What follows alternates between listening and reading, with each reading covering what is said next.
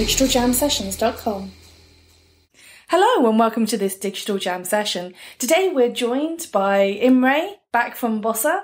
We're also joined by Sarah from Warner Music, and we're joined by Joe from Victorious, and Steve. Dan, tell me exactly where you're from, because I'm not sure that I quite caught exactly where you're from, other than that you're a genius and a mentor when it comes to VR. But tell us exactly where you're from. Right. Well, my main company is called Amplified Robot, and we inhabit the augmented reality and virtual reality space.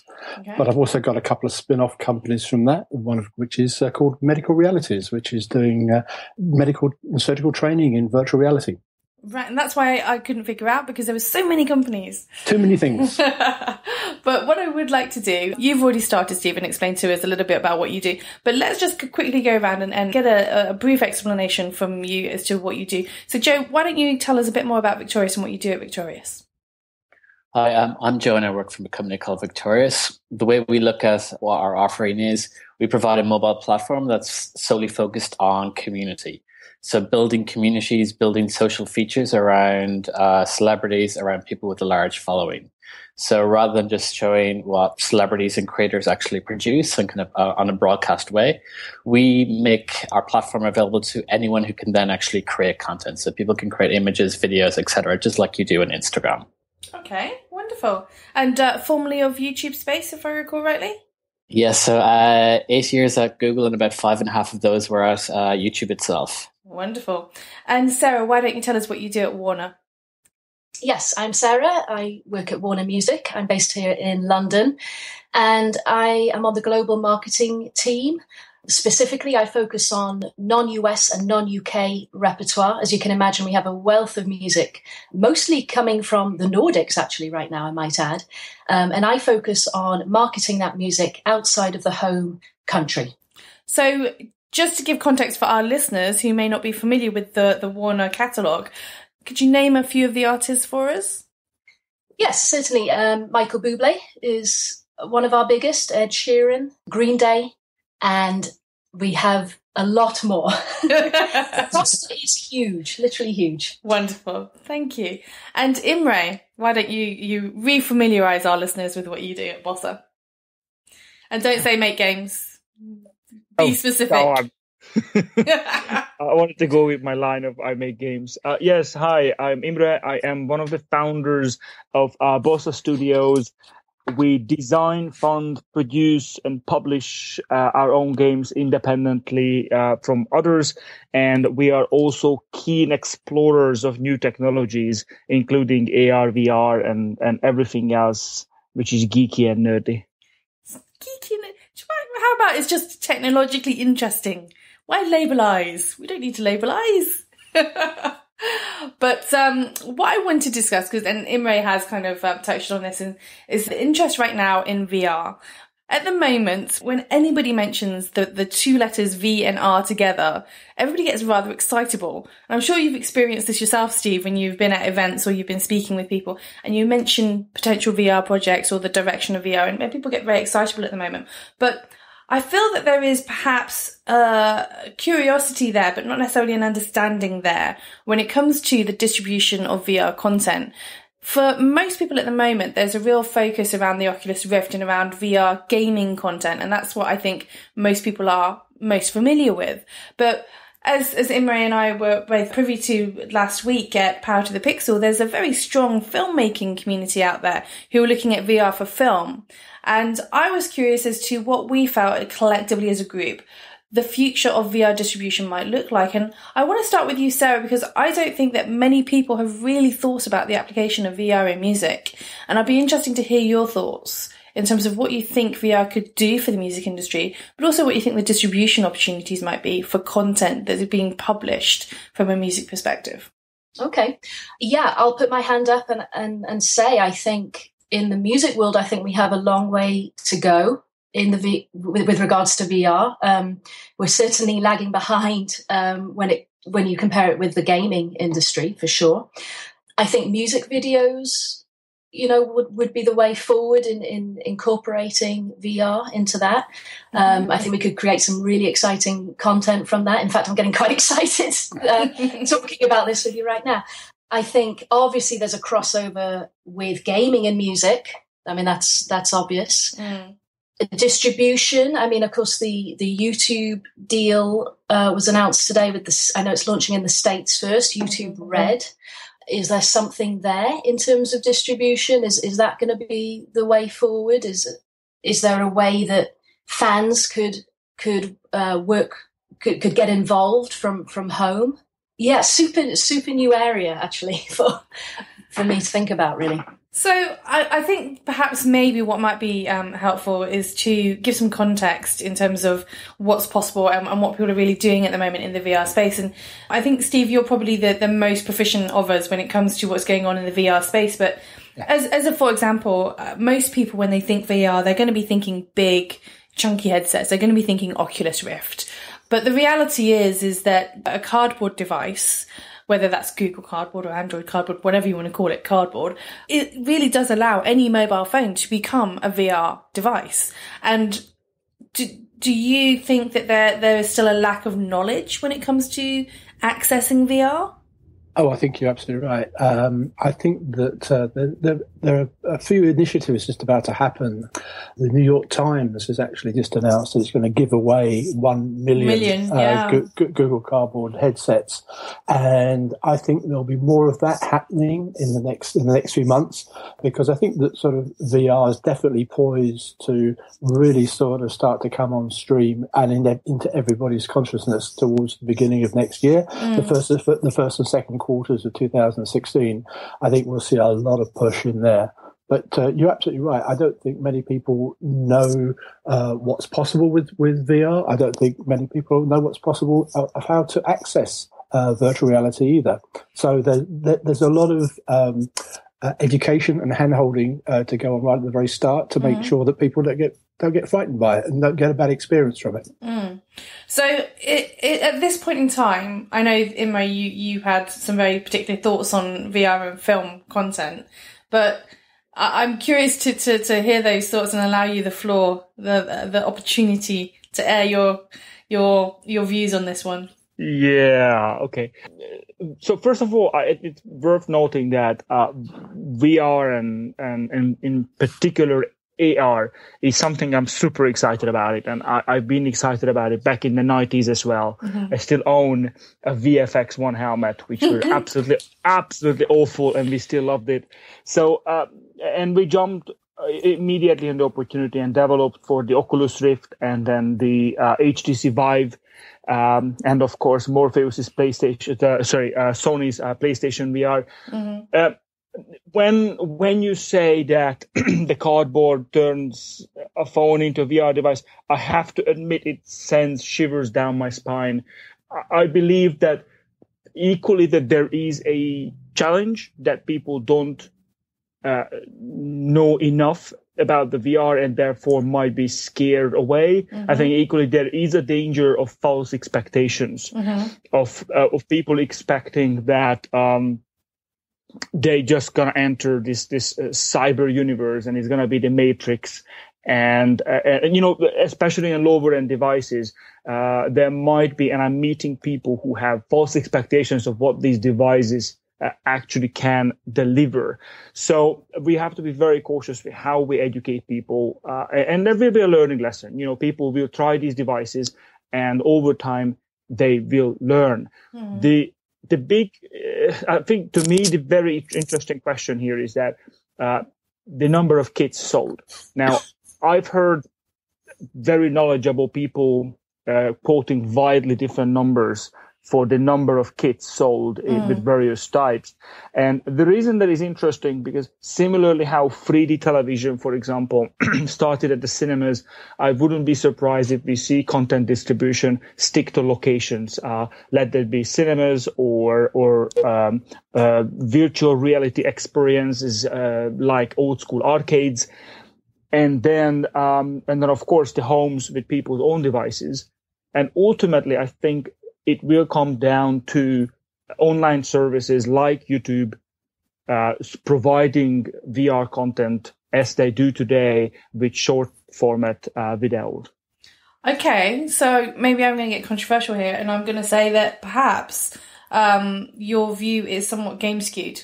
Because from a film perspective, there are platforms like Verse already out there who are aggregating VR film content so that it is easy for users to be able to find that. If you just Google VR film or you go onto the iPhone App Store and you search VR film, those experiences are already coming up, and Verse is already coming up as an option and as a platform for you to be able to get multiple high quality VR film cinematic experiences on a mobile device. So I'm curious whether it is more of a perception from the games industry perspective that you need a high end piece of kit in order to really get the true game experience versus necessarily the film experience.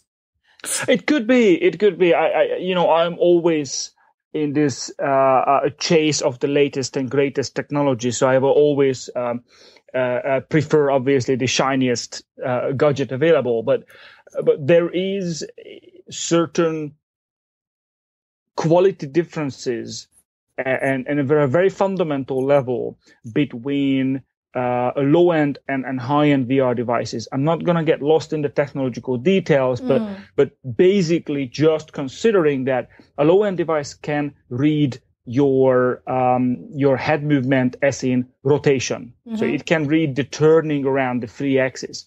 However, they cannot sense them accurately and fast enough, and they cannot sense the movement back and forth and sideways of the head, which means that your head doesn't move in the space, it just rotates in the space. And the human head doesn't work like that.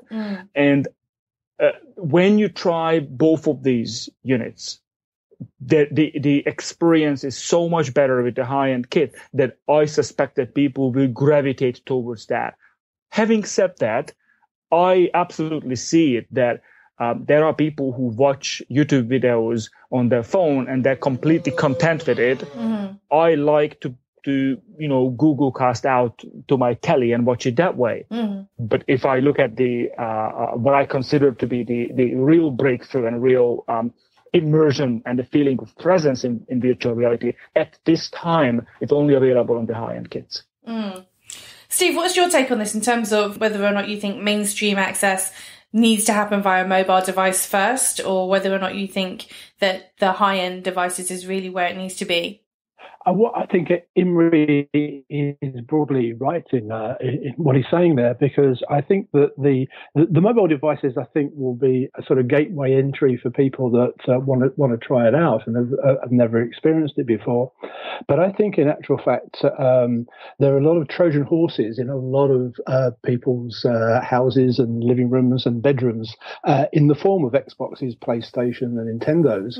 And in actual fact, I think that they're going to be the key to actually breaking VR, because I think Imre is exactly right. I think that if you want to get a really good experience in it, then you're going to have to be plugged into a pretty heavyweight bit of computing power to make it work really well. And I think Oculus and HTC and Sony are on the right track. Mm-hmm. And I think you've only got to look at how many Xboxes and PlayStations are out there in the market already. If even 50% of those sort of gamers, in inverted commas, actually go out and actually get a headset as well, then I think that that's actually a very good foundation for VR to expand upon. So, Joe, from your perspective, obviously you're talking about an app that is very specific to creating a fandom and creating an enclosed community, so to speak. Do you think there's space for VR within the context of that experience? I think the thing about humans is we're social creatures. If you look at what's happened on the internet, the likes of gaming content really exploding, working really well initially with VR as well. But beyond that, if you start looking at the likes of beauty content where people actually get to see some fashion, if you look at the likes of food experiences where people are just obsessed with checking out new restaurants, new foods, I think there's a whole genre of communities out there that would be absolutely fascinated by VR. I think it gives the opportunity to move beyond this whole 2D realm of looking at something on a phone or a TV device to actually a much more immersive experience. I think then what's interesting from that is there are going to be those people who are on the forefront creating the kind of next generation of this content. But what I also think is then it's going to be the fans and the users who are going to be the ones who are going to help lead the discussion there. They'll be the people telling all of the people that they're watching, here's what I'd like to see next. Can you try out this? They'll be the ones pushing their kind of idols in a lot of ways forward in this whole kind of creative realm. And I think that's what I find fascinating is the merging of the audience with the content itself. I think that's going to be very interesting as we kind of start experimenting with VR. And I think that's where the opportunities are outside of gaming, is when we start thinking of what other social content forms are out there that people would like to enjoy together and actually experience together. I think that that's a very interesting and valid point, in that in all of the conversations around VR, that it does tend to be either very game focused or very film focused, but there isn't really that look at social groupings and, as you say, interest groups, if you like. And I do think that there is definitely some scope there for somebody to really explore that. And, you know, one question that I'm curious about from your perspective, Sarah, with music. Obviously, music is quite a collaborative experience, you know, when you go to a gig or you go to a concert of some sort, and that is quite a collaborative experience. But do you think that there are other types of technologies, not necessarily VR, that might be more interesting to the music industry, you know, as a whole right now? Given that obviously it's quite different industries, quite different objectives when it comes to technology, and VR isn't something you necessarily have kind of explored in the same way. Do you think there's another piece of technology that perhaps is quite current and quite interesting to the music industry as a whole right now? I certainly think, and carrying on, I guess, partly from the point before, music apps, you know, we've been doing them for a while.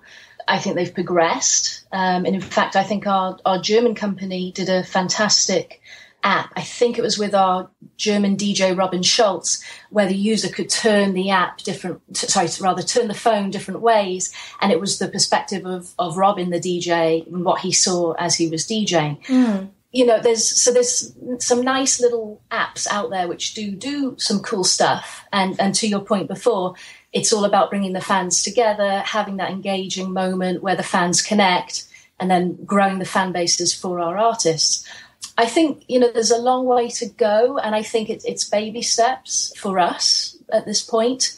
In terms of other technology, can you elaborate a little bit on that for me? So, for example, RFID technology, perhaps at gigs, allowing people to gain experiences as they move through the concert. I know that somebody in Australia did something at a gig where it was actually a virtual treasure hunt using a combination of RFID, augmented reality, and also an element of immersive theatre, where they had one of the roadies had been kidnapped and you had to basically find the roadie at this concert. So I think that there are people who are trying to utilise technology in interesting and different ways within the scope of the music industry. And I'm just curious if there was anything particularly that, you know, you might have come across or that you've been hearing a lot about lately. But I think it's one of those things that it can be very insular to the artist as well, and whether or not the artist is very open to that kind of thing. Sure. It's very much having the artist on board with the idea, making sure that they're comfortable with it, and that's something, a road that they want to go down. Interactive playlists is something that we're really looking at the moment. I think that's a great way of getting the artist, and often a DJ again, to communicate with the fans. But that's moving slightly away from virtual reality, of course. Well, I think it's one of those things that it's always interesting to discuss new technologies and where new technology is going, but sometimes it is the old technology that just hasn't been applied in the most interesting or contextually relevant way sometimes. And it's sometimes just the slight tweaking of a technology and the way that it's being applied can make a huge difference to an industry. But I just wanted to perhaps take a moment and ask you, Steve, in your wisdom when it comes to VR, because I'm very aware that one of the reasons why we have brought together this particular group of experts is because I was frequently accosted during Rain Dance. I say that in the most affectionate terms, by wonderfully enthusiastic people who wanted to know more about VR and filmmaking and asked me to do a podcast. So this is me delivering to my listeners exactly what they asked for. So in that vein, what I'm going to ask you is this, Steve. For those people who are listening, who have started to explore VR but have not necessarily executed any content as yet, but want to understand more about VR, or maybe perhaps just for our listeners who've never experienced VR, let's just say, for argument's sake, Imre, I know that these people cannot afford a big high-end headset, and they're maybe just starting out with their mobile phone and a cardboard device. What would you suggest to them at this point in time as one of the better experiences that they could try out on their mobile phone that is designed for the mobile phone and really does showcase the potential and the power of what VR is really all about? What would you recommend to them? Well, that's quite a difficult one to say, because I think there are a few out there. I think that there's some things about to happen in the next month or so, but I can't really reveal some of those. I think it's. I'd like to sort of just attack it a little bit from the point of view of the people from a film background, because I'm from a film background myself, and one of the things that I've discovered working in virtual reality is that you have to forget everything you ever learnt in traditional filmmaking and come at it from a totally different angle, because the great thing about it is that the virtual reality is you're being immersed in something, and something that works really well actually will take you into something and make you and will truly make you believe that you've been transported somewhere else, or you are actually interacting with a superhero, or you are on stage with the band, and that's you'll have actually sort of broken your way through the two-dimensional screen into a completely immersive experience. But of course, the great thing about it is that as a viewer, you can control what you see, because you will have the opportunity to look all around you. You're not just looking at one screen. The screen actually is completely around you, both 360 degrees left and right, but also above you and below you as well. So it's actually going to be some very interesting things that are going to sort of come on the market. But if I was going to point anybody to an experience at the moment, I would start to look at some of the Avengers series, which they're actually sort of doing quite a lot of VR extended trailers from some of the new films that are coming out. I think those are a really good introduction into what really good VR is going to look like. Absolutely, I would fully agree with that. One of the things that I'm kind of interested to hear both of your views on this, both Steve and Imre, from the perspective of some of the experiences that. So very recently, there was an exhibition that was done at the BFI IMAX, and it was curated by Power to the Pixel, and it was a collection of VR immersive experiences, both film and game experiences. And I went down, I had a look, and, I was wanting to see what people were up to and see what they kind of considered as the top end of the experience. And one thing that I noticed that was very consistent amongst all of the film content was that a lot of people right now, for them, VR filmmaking is literally taking a 360-degree camera and sticking it in the middle of an experience. Yeah. And that's pretty much it. It's a static, I'm in the middle of a crowd, or a static, I'm going to plonk this in the middle of a really interesting place on the top of a tall building that you wouldn't normally see the top of, or whatever that thing is. But there's really no tracking movement. There's certainly movement in terms of I can move my head around and I can look around. But as traditionally in film, we have these directors' movement. We have this camera shot of the pan or the cut twos, etc. and so forth. But there really wasn't any of that kind of happening in any of the experiences that I saw. The one experience that did do this, and I'm not going to name any names because I think we're avoiding that at the moment, but there was a particular experience that I did see where I almost felt like the filmmaker had cheated. And the reason I say this is because actually what he had done was he had taken the basics of game mechanism in terms of game movement and how we move through games and applied it to his filmmaking. I totally understand what you're saying. And I think this is partly because, though, people are very, very wary of making people feel disorientated or slightly nauseous in a virtual reality experience. And if you have too much movement going on, then that actually is not a good experience. So this goes back to what I was saying, that really people are now having to reinvent everything that they thought of in film terms, like tracking shots, close-ups, cutaways and things like that, because we're having to have a totally new, different vocabulary of how we're going to tell a story or how we're going to sort of draw the viewer into the experience. So it's going to be an exciting time, but for sure, nobody's got all the answers yet. And it might actually take a few years before, and some really brilliant people to come up with some really innovative ideas. So I'm excited to see what's going to happen. So I'm curious from your perspective then, Imre, from a games perspective, obviously you've developed for different platforms and you've also developed for VR as well. So when you're developing from a game perspective, is there a significant difference for you in terms of the way that you're allowing people to navigate through a VR experience versus a traditional console game experience?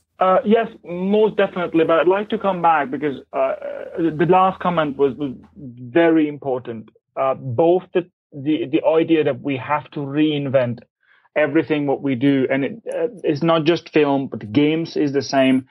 And the second comment is that it is a task for the coming years to figure it out. I think everyone, and this actually bothers me. A lot of people think that VR is going to be an overnight a change, and it won't be, and it can't be. I remember when everyone was pushing, it's going to be 3D television, and I never quite understood why. And that was something top down. That was a decision from, boardrooms who said, okay, this is how we're going to resell our content. But VR is different. VR feels much more democratic. Just the fact that Oculus Rift, which was the first big one in this new generation, was crowdfunded.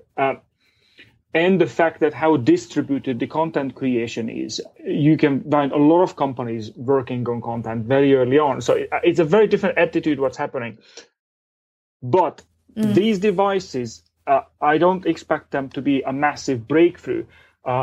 In my head, this first generation of VR, the only job it has is to survive. The only job it has is to not to be a flop. Just to make enough money for people that they think, well, you know what, I'm still interested. And then the next generation, and then the following afterwards, they can get the real breakthrough. Suddenly on a mobile device, you can have proper translation of hand movement. Suddenly on a PC, you don't need a nuclear reactor sitting there to run your, power PC. So all of those will come in time. And that allows us time as well to learn how to use these tools. And again, what was mentioned about the camera movement, it is a complete reinvention for gaming as well, because in the past, you press forward and your character is moving forward. You can't do that in VR because any movement where the vision, what you see, and what your body is reading as a movement not matching, basically will cause people being nauseated. So a lot to learn, but I think that it is fine because we have time to do this. Having said that, I'm going to say one more controversial thing here. I don't think VR is the future. And there you go. There is your headline. It's on the table. It's on the table. I am a huge fan of VR, and I believe it is going to be extremely important. But I do think that between VR and then straight to brain projection, between that, we are going to have a very long period focused on AR. VR is amazing in terms of the immersion, and the feeling of presence it can create, but it's completely antisocial. I've had the honor to, I'm not going to name the company, but I guess everyone can figure it out. I've had the honor to see some demos and some previews of how AR technologies can arrive, for example, into the cinema or a living room, extending on a film, and it's absolutely mind blowing. I don't want to watch that film in VR. I want to watch that in AR because I can look at the person next to me and see their face as a dragon flies across the room, whilst matching the action which happens on the screen, which is also extended to be 3D with the glass. So my view on this is that even VR is just going to be a staging area for us in this constant evolution of new ideas, and the learning will never stop. We are working on VR since the Oculus Rift has been announced, and frankly, every single week we find something where we are just, wow, this is completely new, and we just learned something very interesting. It's actually a really valid point, and it brings me to the next question I was going to ask. So thank you for the segue. But I was going to ask about the progression, if you like, from VR into AR and also mixed reality, which is this term that other people are using. It's blended mixed reality.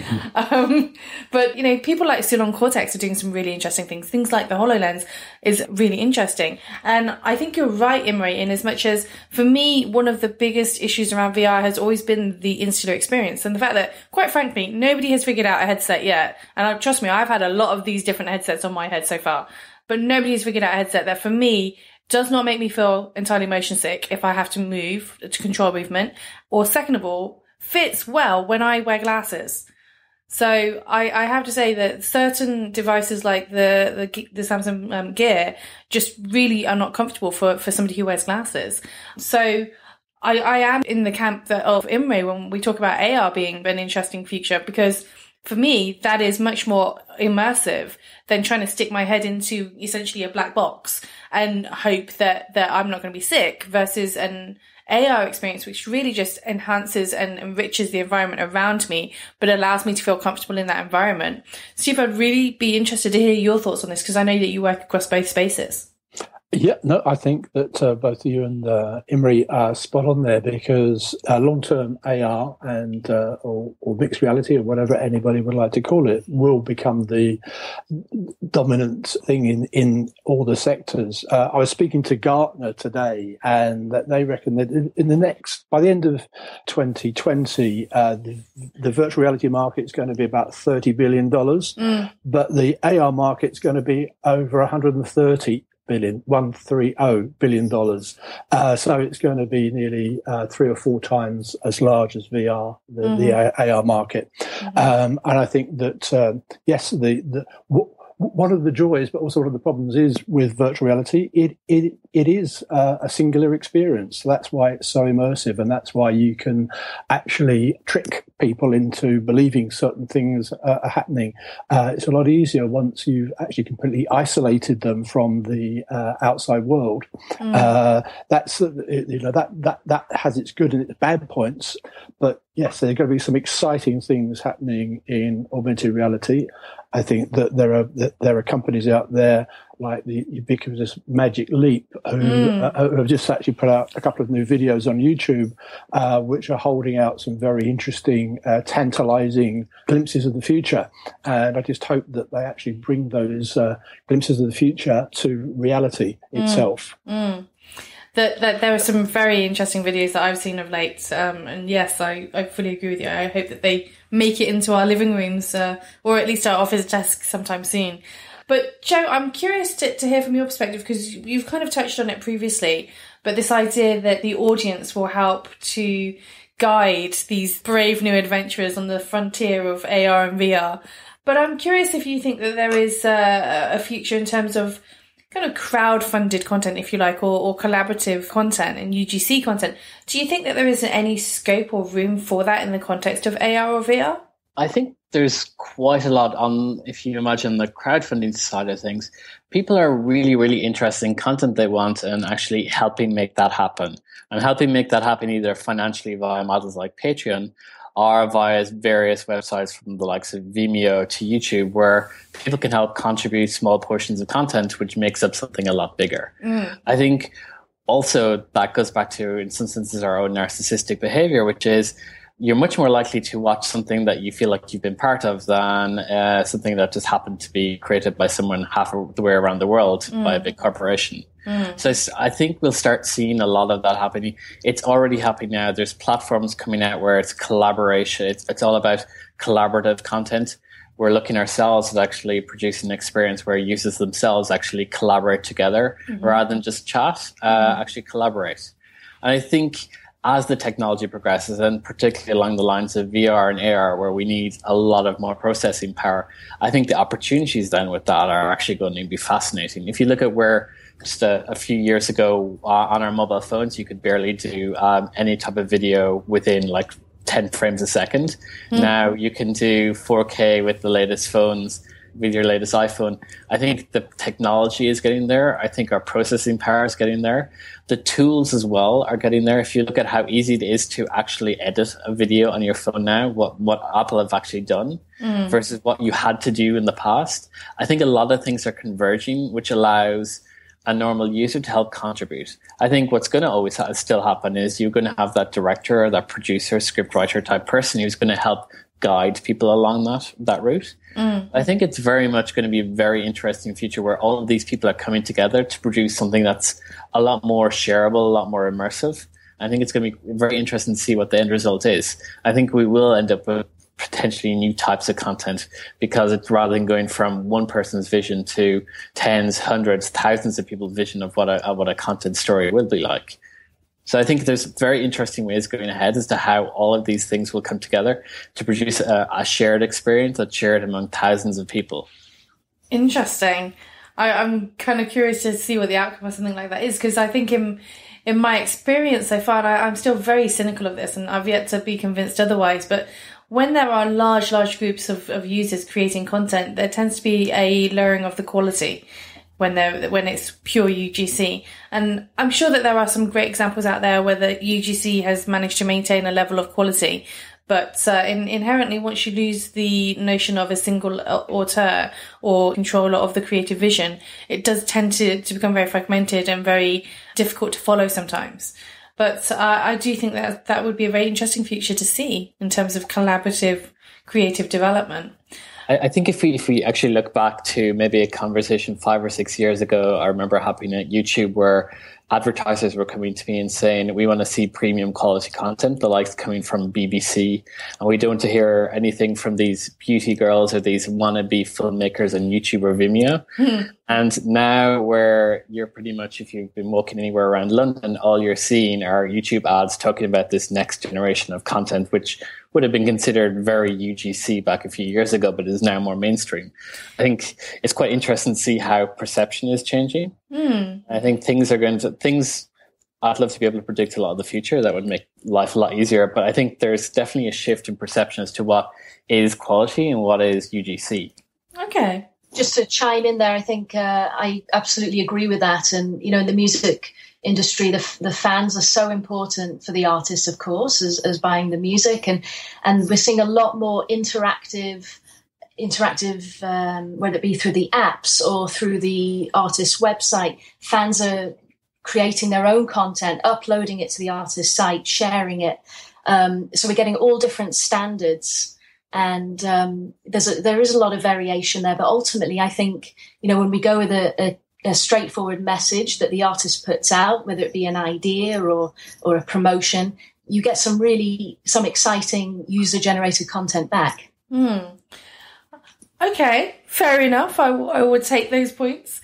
I'm not saying that UGC isn't good. I'm just saying that sometimes I find it very difficult to follow UGC when it's very fragmented. But what I will say is this. I am curious from your perspective, Sarah, you're talking about the fans being very important to the journey, if you like, that the artist is taking.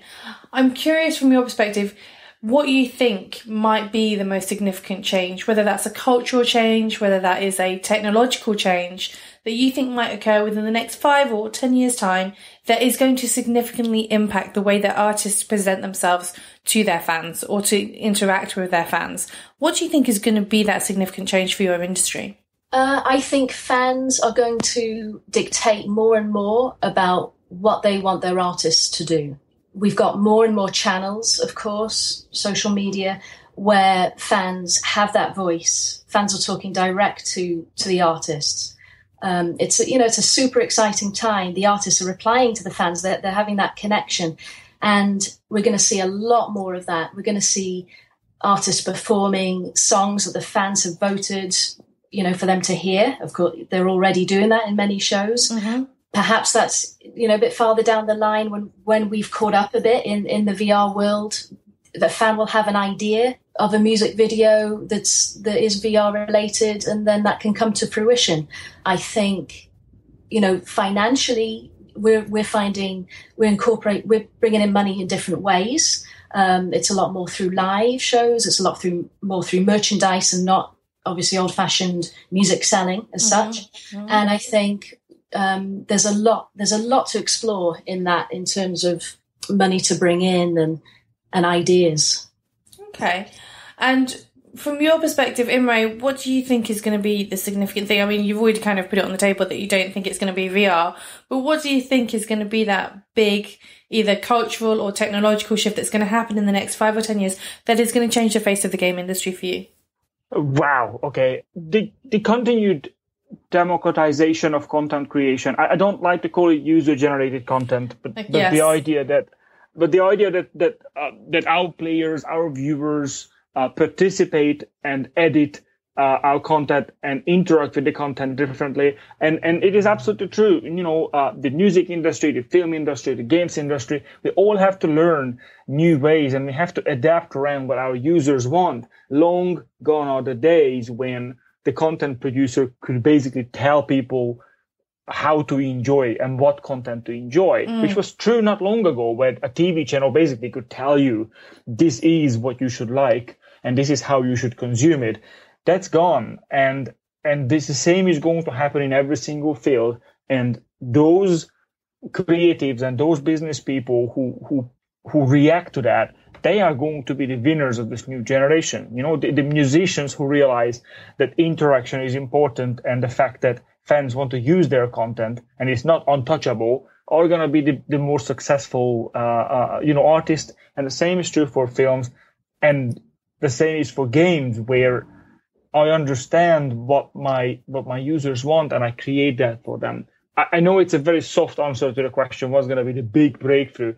But the big breakthrough is a constant listening and a constant adaptation to what your users want. And it's actually much harder than one would think, because it is not a single strategic thing written down and printed on the wall, but instead it's an everyday lesson and everyday a change. No, I think you're completely right. And actually, I much prefer your phrase of democratized content versus UGC. And I think that for me is definitely the way that I think, certainly this kind of collaborative crowdsourcing, if you like, around content is more about democratization than it is necessarily about generation. And I don't know whether or not Joe agrees with that, but what's your thoughts on this particular question, Joe, about what you think is going to be the most significant, whether that's cultural change or technological change, that is really going to change the way that your industry works? I also like that phrasing as well. The concept of generation just makes it sound artificial or just creating things for the sake of it. I think a lot of times humans were quite creative individuals, and I think allowing people to express themselves in ways that resonate with them, I think that's very interesting. So along the lines of from beauty to food to people on their music, I think there's lots of different ways that people are able to express themselves. And I think more and more people are seeing content and seeing storytelling becoming important. Even within our own lives, if you look at how people use the likes of Instagram now, it's not just a point of just taking a picture of like a piece of food. Generally, there's a story behind it, is what people are doing. If you follow most people's feeds on platforms like that, you'll start seeing storytelling becoming more important. And I think as time progresses, we're actually going to start seeing more of this kind of storytelling within people's own content that they're creating. So I think in a lot of senses, if we look at from 10 years ago to how most people could actually create images, could actually take photos, I think we've become a lot more creative as a society. I would imagine if someone was to port my pictures back to 10 years ago, people would have thought I'm a professional photographer. I'm far from that. And I think what we'll see in the future as well is if you were to take a look at that piece of content and bring it back to now, we might actually think these people must be amazing people who've been well trained. And actually the whole industry itself has moved forward, which also means that the top levels, so on the likes of the movies, things will also push things forward. So I think all the different areas from you and me to directors are going to move this whole content creation industry, this whole idea generation industry forward. Okay. I like that idea that we're moving forward collaboratively as a whole. We're all learning and we're all gaining that quality of experience that actually is being shared. I think that's, for me, possibly one of the most interesting issues right now with VR is that there are a lot of people talking about doing VR, but there's not a lot of people who are sharing the knowledge. And so I come to you, Steve, in terms of what you think is going to be that significant shift or that significant piece of technology that is going to change the face of VR or AR or your industry. That's a very good question. I think that AR is where it's actually going to happen, and I like what people have been saying this evening, because I see it more as people starting to collaborate on the outcome of what happens with inside a structure. I'm thinking sort of more or less along the lines of Google's game Ingress, which is an ongoing augmented reality game, which actually now has 8 million players worldwide. And every one of those players can actually change the outcome of what happens next. So I think that I think there's lots of things to explore there. We're also talking with a number of broadcasters actually to take broadcasting content and give it an AR spin that actually has so that the augmented reality starts before the program. It could even start 3 or 4 months before the program is due to be broadcast, and actually sets the scene for what's going to happen on television, and that can be seen at any time. And then it will happen also during the show as well, where it can be collaborative outcome, but also will have a life after the show as well. So that broadcasters and filmmakers will actually sort of begin, I think, to forget about the terms of, it's going to be broadcast at a certain time and the show lasts an hour or the film lasts 2 hours. I think it's going to become open-ended, and I think there's lots of ideas that we can use to actually sort of create and extend sort of interaction with the audience before, during, and after a show or a film.